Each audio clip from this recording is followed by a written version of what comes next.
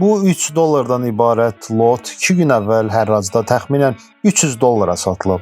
1995-ci ilin 1 dolları, 1950-ci ilin 10 dolları və 1974-cü ilin 20 dollara. Hər biri dövriyyədə olub, orijinal parlaqlığını itirib və qatları, toxunuc izləri var. Bəs belə deyək, bu 31 dolları belə bahalı edən nədir? Soruşa bilərsiniz. Sualın cavabı bunların arxa üzünü çevirəndə aydın olur. Hər biri back offset error, çap xətasının əlamətlərini daşıyır. Yəni, çap prosesindən sonra altdakı əskinaz vərəqlərinin üz hissəsindəki mürəkkəb tam qurumadığından bu dollarların arxa üzünə hopub və beləcə dizayn elementlərinin əksi arxa hissədə həkk olunub. Ən çox bunu 10 dolların mərkəzi hissəsində görürük.